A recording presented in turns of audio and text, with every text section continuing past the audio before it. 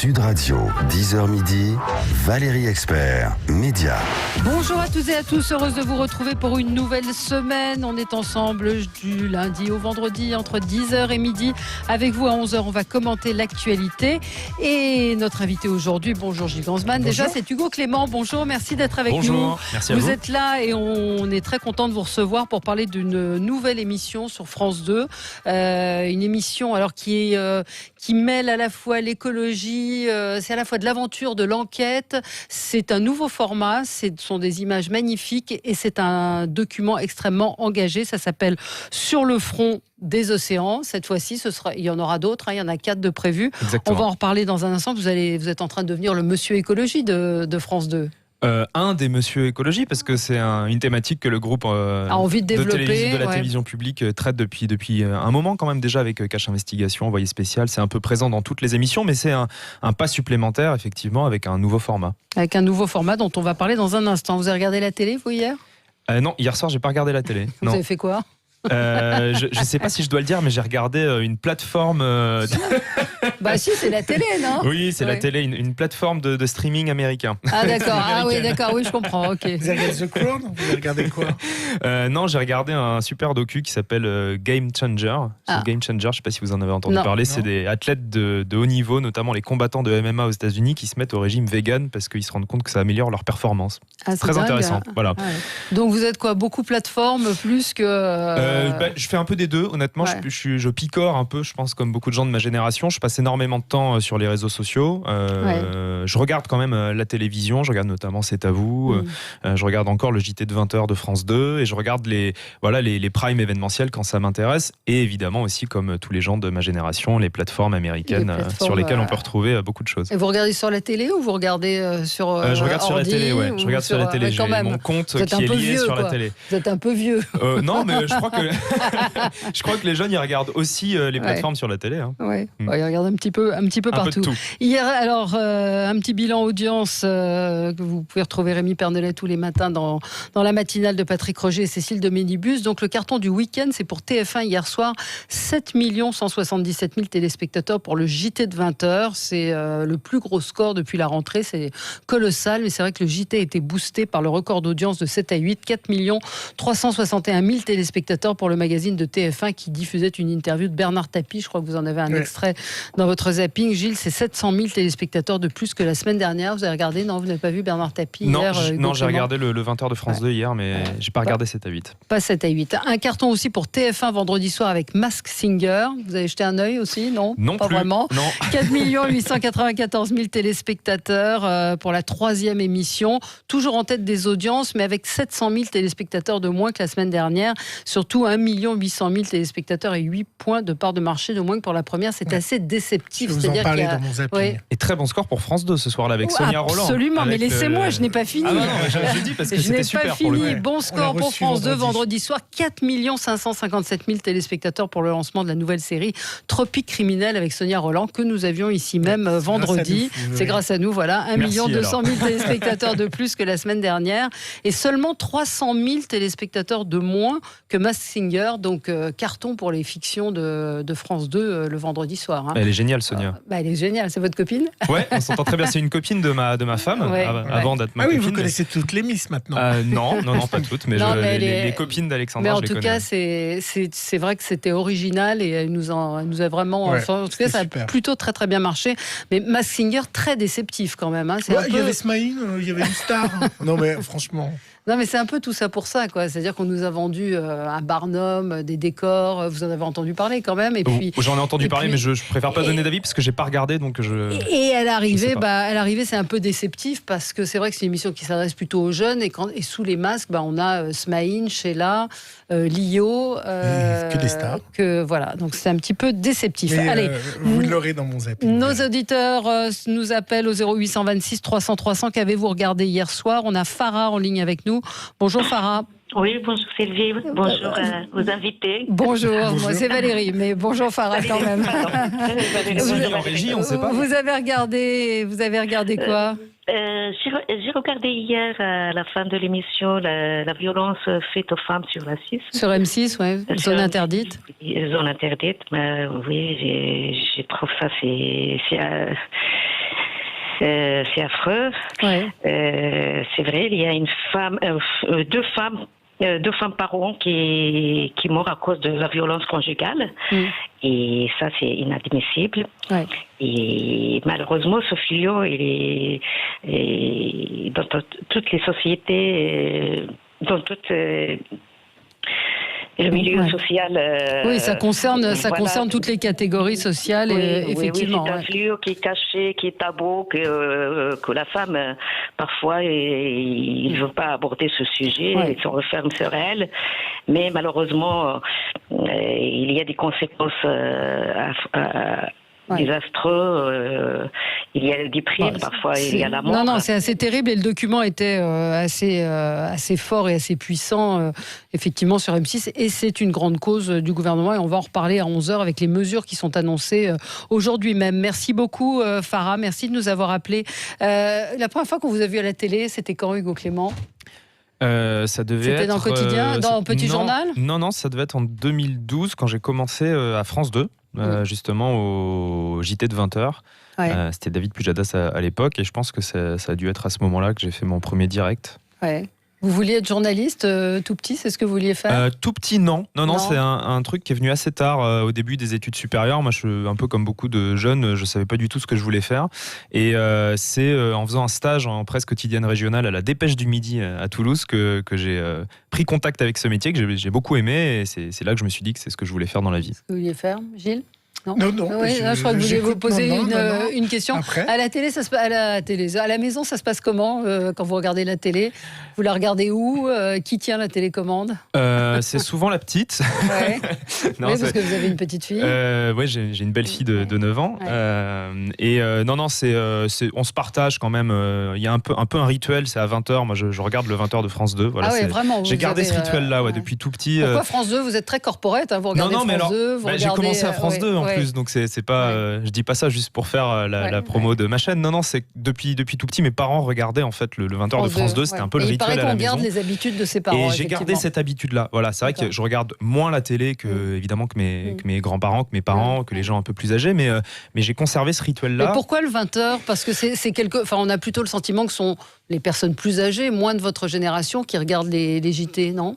Peut-être, j'imagine que la moyenne d'âge est un peu plus élevée que mon âge, mais vous, ça reste. Mais moi, je saurais pas vous l'expliquer de manière très rationnelle. C'est un peu émotionnel. J'ai besoin de ce moment le soir où je m'assois sur mon canapé pendant 30 minutes. C'est vrai qu'on est dans un peu un tourbillon d'infos en permanence aujourd'hui, avec tous les réseaux sociaux et tout sur lesquels je passe beaucoup de temps aussi. Et je sais pas, le 20h, c'est un peu un moment où on se dit ok, on se pose tous ensemble et on se calme un peu et on voit un peu la hiérarchie de ce qui s'est passé aujourd'hui. Et je trouve ça, moi j'apprécie ce moment-là et je trouve que c'est un moment important pour moi encore aujourd'hui. Et peut-être que ça va se transmettre du coup à mes enfants puisque ils regardent aussi du coup avec moi. Et vous regardez Quotidien ? Je regarde plus trop les émissions d'Access en ce moment parce que j'ai pas beaucoup de temps et en général à cette heure-ci je suis en train de faire à manger ou de faire les devoirs avec la petite, etc. Je cuisine, je suis pas le seul mais je cuisine. Et vous n'allumez pas la télé systématiquement, vous n'êtes pas partie de ces gens qui quand ils rentrent allument la télé. Non, j'ai pas ce réflexe. Je l'allume vraiment pour aller regarder quelque chose dont j'ai entendu parler que j'ai envie de regarder. Voilà, mais je la laisse pas en fond comme ça, sauf quand il se passe quelque chose, une actualité très forte. Et là, évidemment, on a envie de savoir ce qui se passe. Vous en fond, Valérie. Oui. Vous n'êtes pas très écolo, ça non, pas très. Je sais pas si c'est pas écolo. Je suis pas sûr que ce soit la dépense énergétique la plus importante, mais. Je suis très télé-addict, voilà. Et vous aussi, Gilles, puisque le zapping tous les jours, vous regardez la télévision. Heureusement avec votre émission, parce que si vous regardiez pas la télé, ça serait quand même un problème. J'en connais un paquet, moi, de journalistes médias qui ne regardent pas la télé. Dans la presse écrite, il m'est arrivé à l'époque d'LCI d'avoir des journalistes Télérama, l'Obs, pour pas les citer, qui venaient, qui ne savaient pas, qui n'avaient pas la télévision. Voilà. Et je ne suis pas la seule. Ou de gens du CSA qui connaissent pas forcément tous les programmes. Ça c'est encore, mais c'est pas leur. Enfin, si, c'est leur métier. Vous avez raison. Mais non, c'est vrai, ça arrive. Il y a des journalistes télé qui disent qu'ils ne regardent pas la télé. Vraiment. D'accord, c'est étonnant, mais pourquoi pas. Si. Gilles. Moi, je regarde. Voici le zapping du jour. Sud Radio, le 10h midi, les médias, l'instant zapping. Allez, direction la Pologne, qui sourit et qui chante avec hier l'Eurovision Junior, c'était sur France 2, et qui a vu triompher qui, Valérie ? Ah là là, Vicky Gabor. Et pour la première fois chez les juniors, un pays gagne 2 fois de suite. Nous, on est arrivé 5e.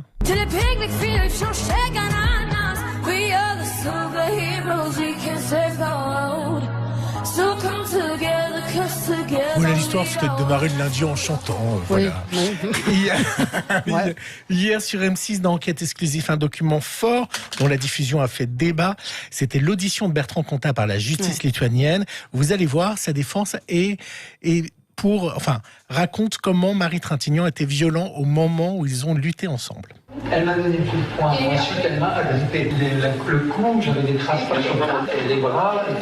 Elle m'a impliqué, serré très fort. C'est que ça se passe dans la folie, dans la furie. Vous savez, c'est difficile de décrire ça précisément. C'est dur pour moi. Elle criait tout le temps. Jusque-là, moi, je n'ai pas touché. Quand Castaner a fait du Mélenchon sur BFM face à la presse, ça donne ça. Est-ce que ça revient à dire que les précédents plans d'urbanisme, plans de construction, accords de construction, qui n'étaient donc pas sous votre mandat, mais ont mis en danger des vies comme ça a pu être le cas dans le Var ou dans les Alpes-Maritimes? Je pense que votre question est idiote. Un Bernard Tapie émouvant et touchant dans 7 à 8, luttant contre un cancer envahissant, mais toujours combatif. Écoutez-le quand on l'interroge sur sa nécrologie qui a été publiée par erreur par Le Monde. J'aurais eu envie de réagir s'ils avaient été à côté de moi. Vous imaginez comment, malgré mon cancer, ils n'auraient pas pesé lourd, je peux vous le dire. Ce que je trouve décevant de la part du Monde, il y a beaucoup de journalistes de talent, j'en connais pas mal. C'est dommage d'avoir confié ma nécrologie aux 2 seuls qui n'ont pas arrêté de me chier sur la gueule pendant 15 ans. Ils auraient pu en prendre des plus neutres. Vendredi, Gilles Verdez sur C8, on en parlait tout à l'heure, ne savait pas encore que Lio Esmaïn se cachait derrière l'hippocampe et le monstre dans l'émission Masked Singer sur TF1. Pourtant, déjà, il prévoyait la catastrophe du casting. Le casting, il est pas en train, il tue l'émission parce qu'il y a une inadéquation totale entre les noms qui sortent des peluches et l'attente des jeunes. On les connaît pas. Il faut ajouter à ça que tout est connu, c'est-à-dire que le jury fait semblant de s'émerveiller, mais en fait tout est sorti. Donc c'est hyper déceptif. Ça a marché une fois avec un effet de surprise, ça ne va faire que dégringoler. C'est un petit peu ce qu'on disait. Oui. Réaction, ce que vous venez d'entendre, Bernard Tapie qui reste hyper combatif, oui, effectivement. C'est un homme malade qui se bat contre une maladie. Je pense que j'ai pas de commentaire à faire. Non, mais c'est rare qu'on puisse commenter sa nécrologie. Ouais, parce qu'en fait, le Monde a publié effectivement par erreur sur les réseaux sociaux. C'est un secret de Polichinelle que les médias préparent des nécrologies avant le décès des gens. Le seul truc, c'est que les 2 journalistes qui signent sa nécro sont ceux qui l'ont le plus attaqué. C'est qui? J'ai pas suivi. Davet et l'homme, Gérard Davet. Et puis le journaliste, et puis il y a le journaliste bashing. Avec Castaner. Vous l'avez rencontré quand vous faisiez le petit journal. Oui, j'ai rencontré lui et beaucoup d'autres hommes et femmes politiques. Et c'est vrai que c'est un mécanisme classique de défense des politiciens. C'est de dire votre question est idiote quand on n'a pas envie d'y répondre. Voilà, c'est vieux, ça date de la nuit des temps, ça fonctionne toujours. Mais quand on a des réponses claires à apporter, on n'a pas besoin d'attaquer le porteur de message. Alors Hugo Clément, vous êtes là pour nous parler d'une nouvelle émission sur le front des océans. Avant, on a Martine en ligne qui nous appelle et qui Martine qui vient de raccrocher, qui est une fan qui vous suit sur les réseaux. Donc Martine, rappelez Martine. Alors racontez-nous, c'est un format. Nous, on a eu la chance de voir cette émission qui sera diffusée demain sur France 2. C'est un format tout à fait nouveau, je trouve, en termes d'image, où à la fois, je le disais tout à l'heure, ça mêle de la découverte. On vous voit nager au milieu des otaries, mais surtout, il y a un engagement très fort et un message très fort sur il faut sauver nos océans et voilà ce qui se passe, voilà comment des gens aujourd'hui détruisent les océans et comment d'autres se battent pour les empêcher de les détruire. J'ai plus rien à ajouter, Valérie, c'est parfaitement résumé. Non, mais c'est exactement ça, c'est-à-dire que on avait plusieurs envies dans cette émission. Déjà, c'était de montrer que le monde, la planète est encore un espace formidable où il se passe des choses incroyables avec des espèces qui résistent, des écosystèmes qui sont merveilleux et qu'il faut montrer. 2, de poser le constat qu'on est en danger grave, on est en danger de mort. Et quand je dis on, c'est nous, l'espèce humaine, parce qu'on parle souvent de sauver la planète, mais c'est nous qu'il va falloir sauver. C'est-à-dire que là, on parle des océans. 50% de l'oxygène qu'on respire vient des océans. Si les écosystèmes marins s'effondrent, la planète ne sera plus habitable, en tout cas plus tel qu'on le connaît aujourd'hui, pour l'espèce humaine. Donc on voulait tirer la sonnette d'alarme et puis surtout, le plus important, ne pas sombrer dans l'écologie un peu apocalyptique, punitive, culpabilisatrice, où on dit en gros on va tous mourir, il n'y a rien à faire, c'est foutu. On voulait transmettre le message inverse, dire voilà, la planète est magnifique, elle est en danger, mais il est possible de faire quelque chose. Les solutions, elles existent, on les connaît, et surtout, il y a des gens, des femmes et des hommes qui se battent tous les jours en France et dans le monde entier pour protéger l'environnement, pour protéger les écosystèmes, qui ont consacré leur vie à faire ça. Et ces personnes-là, il faut les mettre en lumière, il faut les encourager. Il y a un peu de cache investigation dans la forme où vous allez, vous êtes fait arrêter en Australie. Oui, il y a de l'investigation. Il y a beaucoup. Moi, j'ai découvert des choses incroyables sur ce poisson, le totoaba, donc qui est un poisson qui est chassé pour sa vessie. Vous allez découvrir ça, c'est hallucinant. Moi, j'ai découvert ça en faisant l'enquête. C'est effectivement, ça se passe dans le golfe de Californie, donc c'est au Mexique. Juste en dessous des États-Unis, et c'est un poisson qui fait à peu près la taille d'un thon, qui s'appelle le totoaba, et qui ne vit que là-bas, qui est endémique et qui est chassé en fait par les cartels de la drogue mexicains, notamment le cartel de Sinaloa, parce que la vessie de ce poisson se vend sur le marché noir asiatique pour ses prétendues vertus aphrodisiaques, se vend plus cher que l'or ou la cocaïne, jusqu'à 50 000 € le kilo. Et donc forcément, les cartels, ils mettent des filets absolument partout dans cette mer de Cortés. Le commandant Cousteau disait que c'était l'aquarium du monde, c'est un endroit exceptionnel. Et ces filets, ils détruisent tout. Ils détruisent le totoaba, qui est en danger critique d'extinction. Ils détruisent des baleines, des dauphins et une espèce en particulier qui s'appelle le vaquita, qui est un petit cétacé. Il en reste entre 6 et 22. 6 et 22. Donc c'est une extinction imminente. Et ça aussi, c'était quelque chose d'important pour nous dans Sur le Front. C'est de parler des choses qui se passent maintenant, aujourd'hui. Qu'est-ce que ça change, la mort du vaquita, pour mon quotidien à moi? Pas grand-chose. Alors, la mort du vaquita en lui-même, pour votre quotidien à vous, peut-être pas grand-chose, mais additionné à la disparition de centaines de milliers d'autres espèces marines qui vont faire que les écosystèmes marins vont s'écrouler, notamment les phytoplanctons, notamment toutes les espèces dont on dépend pour l'oxygène, pour la survie des écosystèmes et la survie de la planète tout court, ça va avoir un impact direct sur nous. Si les écosystèmes... En fait, tout est lié, c'est-à-dire qu'on ne peut pas prendre les espèces indépendamment. Si des espèces commencent à s'effondrer, tout risque de s'effondrer. C'est ce que disent les scientifiques. Et on dépend. C'est la fresque du climat. C'est exactement. Et on dépend. Nous, évidemment, en tant que Français, mais surtout des millions de gens dans le monde, dépendent des océans pour se nourrir, dépendent des océans pour travailler, dépendent des océans pour se déplacer. Et nous tous, on dépend des océans pour respirer. Donc si les océans meurent, on meurt. C'est aussi simple que ça. Qu'est-ce qui vous a le plus frappé dans tous ces reportages Ce qui m'a frappé, c'est la résilience des écosystèmes. Et on a beaucoup insisté là-dessus parce que dès qu'on laisse les océans respirer, dès qu'on relâche la pression, la vie revient. Et on en parle notamment à Cabo Pulmo, c'est toujours au Mexique. C'est un petit village de pêcheurs où ils pêchaient énormément, notamment des requins. Ils les vendaient pour leurs ailerons et ils pêchaient tellement qu'ils se sont rendus compte qu'ils revenaient bredouilles. Il n'y avait plus rien dans les filets. Et d'eux-mêmes, ce village de pêcheurs a décidé, de lui-même, ce village de pêcheurs a décidé d'arrêter la pêche, de poser les filets, les hameçons et de créer une réserve marine. C'était il y a 25 ans et aujourd'hui, c'est devenu l'une des plus belles réserves marines du monde. La biomasse a augmenté de 400%.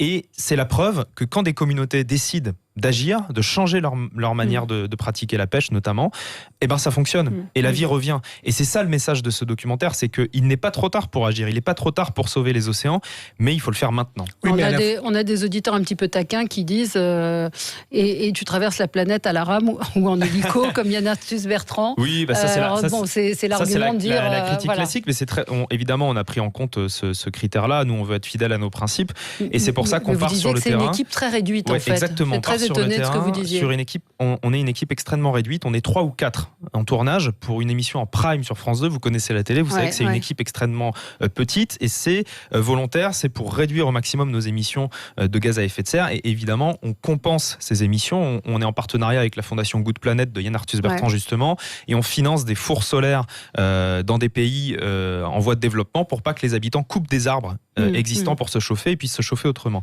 Donc on fait tout évidemment pour limiter notre impact. Après, ils n'ont pas tort sur le fond. Évidemment, faire une émission de télévision tout autour du monde, évidemment qu'on dégage des gaz à effet de serre. Mais on en fait le moins possible. Et nous, on va faire une émission sur Sud Radio avec Jean-François Rial sur la possibilité de compenser quand on part en avion. Il n'aime pas le mot de compenser, mais d'acheter des arbres, de financer des arbres. Exactement. Avec l'association A Tree for You, où on replante et on reboise. Moi, j'ai été surpris.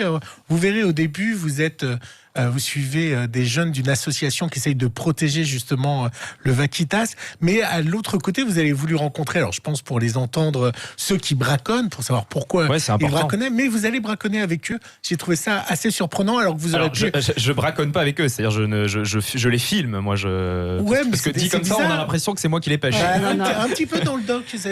Moi, ça m'a surpris que vous alliez dans l'autre camp, parce que vous auriez pu les interviewer sur place. Non, on les voit quand vous cherchez. C'est important de pas sombrer dans le manichéisme et de refuser de parler aux gens qui sont à la cause des problèmes. Pourquoi ils le font, de connaître les réponses. Il faut aller parler à ces gens-là. Il faut essayer de comprendre pourquoi ils le font. Il faut passer du temps avec eux, parce que si on se contente de dire les gentils c'est tel côté et puis l'autre côté c'est les méchants. Faire sur le bateau et de les filmer. Ce qui est intéressant, c'est de les voir faire pourquoi ils braconnent, de les voir comment ils braconnent et de leur poser des questions à ce moment-là. C'est beaucoup plus intéressant, il me semble, que de le faire dans un bureau.